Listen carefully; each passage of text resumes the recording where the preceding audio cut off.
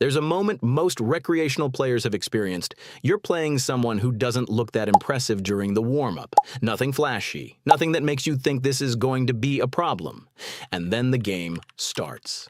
And slowly, point by point, you realize you can't beat them. Not because they're hitting anything spectacular, because nothing you do seems to work. You drive it hard and it comes back soft. You try to rush them and they're already there. You make a mistake.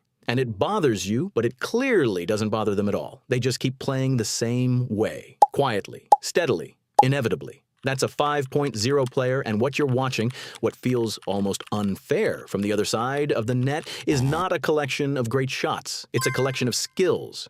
Specific, trainable, learnable skills that most recreational players have never been told exist, let alone how to build them. 5 of them, and by the end of this video, you're going to know exactly what they are. Let's go. 1. They can reset any ball from any position. This is the skill. If there is one thing that separates a 5.0 player from everyone else, one ability that makes them feel almost impossible to play against, it's this, the reset. Here's the situation. You drive a hard ball directly at them. Perfect shot, right at the body, fast, low. The point should be yours.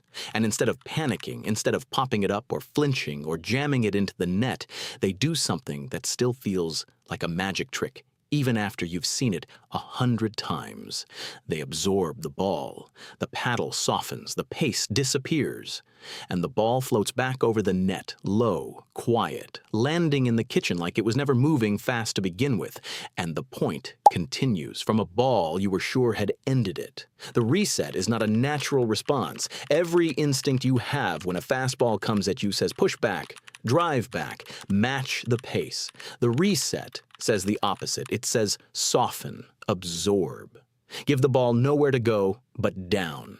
It's a trained response that lives entirely in the hands, in the grip pressure, in the paddle angle, in the tiny adjustment that takes pace off instead of adding to it. What makes elite players impossible to rattle is that this skill is automatic for them. They don't think about it. They don't decide to reset. The ball comes fast and the hands just do what they've been trained to do. Hundreds of reset drills have made the response wired in, and when a ball is wired in, pressure doesn't change it. Tight scores don't change it. You can't make it worse by hitting harder.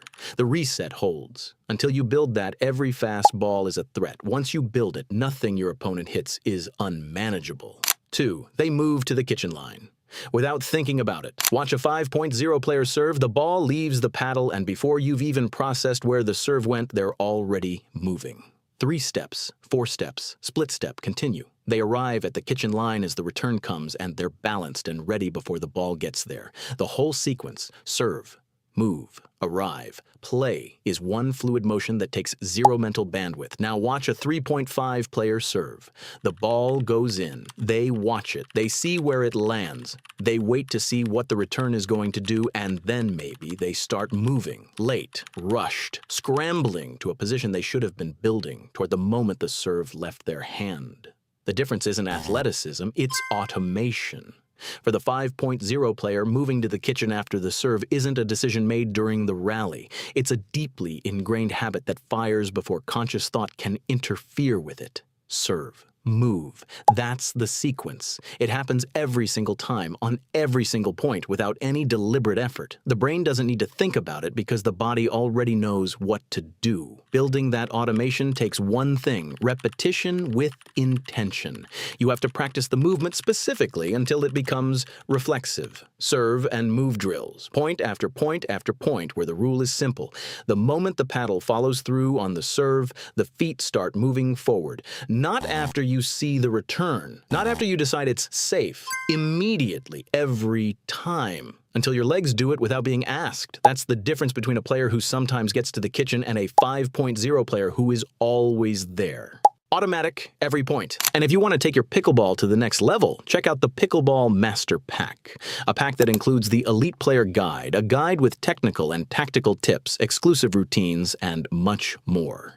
The Become a PPA Tour Player Guide, where you'll learn how to become a pro pickleball player. A full 7 days fitness routine to take your fitness to the next level. And a prevention routine to prevent injuries and enhance recovery. This pack already helped hundreds of pickleball players. Get yours clicking the link in the description. Let's continue with the video. 3. They keep the ball low over the net on every single shot. This one is less about talent and more about understanding, because keeping the ball low isn't a physical skill that some players are born with. It's a strategic choice that produces a physical result. And once you understand why it matters, the choice becomes obvious. Here's the rule. A ball that crosses the net below net height forces the player on the other side to hit up on the ball to get it back over, and a ball hit upward, coming from below the net to above it, cannot be attacked. It can only be pushed, lifted, returned softly. The moment the ball is below net level at the point of contact, aggression disappears. There are no drives, no speed-ups, no finishing shots.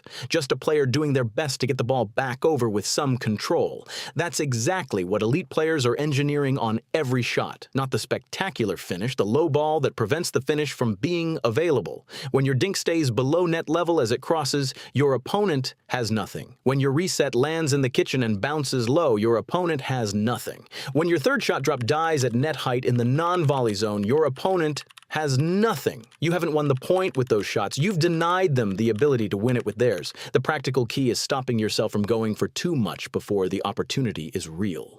Floating balls. Balls that sit up, balls that cross the net at a comfortable height. Those come from trying to do too much with a ball that didn't deserve it. When you stop forcing shots and start hitting within your means, the ball stays lower. Not because your technique changed, because your intention did. Keep it low. Deny the attack. Let the point come to you. 4. They are impossible to rush. This is one of the most disorienting things about playing a 5.0 player. You hit hard. You try to speed things up. You take pace off their shot and put it back with more. And somehow, they always have time. Not a little time. More time than should be physically possible given how fast the ball came at them. They're calm. They're set. They look like they knew the ball was coming before it arrived. And in a very real sense, they did. Here's what's actually happening. They're not faster than you. Their reflexes aren't superhuman. They're just earlier. And the reason they're earlier is that they never stopped moving. Between every shot, every single one, their feet are active. Small, quick weight transfers, constant micro adjustments, always staying in a ready position that can go any direction in the next half second. And because they're always moving, they're never flat-footed when the ball comes. Compare that to a recreational player who, after hitting a shot, tends to stand still and watch where it goes.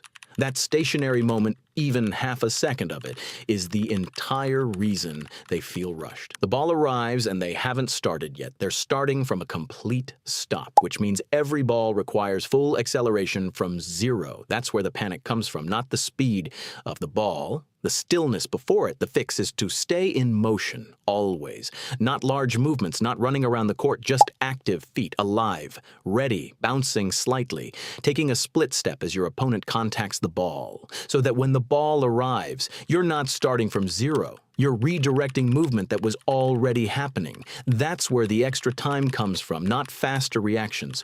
Earlier preparation. 5. They win the mental game by not playing one. This is the most underrated skill on this entire list, and it might be the one that explains more of the gap between elite and recreational players than any of the others.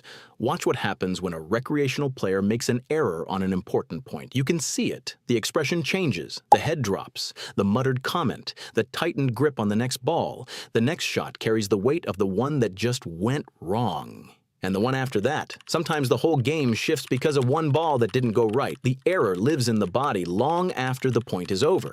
Now watch a 5.0 player make an error. The same ball, into the net. A point lost at a crucial moment, and then nothing. They walk back to the line. They might shake it off with a small physical gesture, a brief reset ritual, something that takes less than a second. And then they're back. Fully back. Eyes on the next ball, feet ready, brain clear, as if the last point genuinely doesn't exist anymore. That's not indifference, that's discipline. The mental discipline to understand at a level that's been trained rather than just believed that the last point has zero influence over the next one. Not theoretically, literally. The ball you missed 2 points ago has no effect on where this ball is going, none, and treating it as if it does, carrying it, worrying about it, letting it change how you swing, only hurts you. It helps nobody. It changes nothing. It just adds weight you don't need to carry. The mental shift is specific. The moment a point ends, the question changes from what just happened to where is the next ball going. That's the whole thing. 2 things. Where is the ball and where am I? Nothing that happened before this point is part of that answer. Let it go and ask the right question. That's the mental game that 5.0 players play. And they play it every single point, without exception. So there it is, the reset that turns every fast ball into a manageable situation no matter how bad it looks. The automatic move to the kitchen that happens before the brain has time to interfere. The low ball that denies your opponent the attack before it ever becomes available. The active feet that make you impossible to rush. And the mental discipline to drop the last point completely and ask one simple question about the next one. These are not gifts, none of them. Every single one is a skill that was built through specific, intentional repetition by players who decided that 5.0 was worth training for. The skills are available. The question is whether you want to build them. If one of these changed how you see your own game, drop it in the comments. I want to know which one. And if you want to keep seeing pickleball broken down the way it actually works, subscribe to the Pickleball Dude. See you in the next one.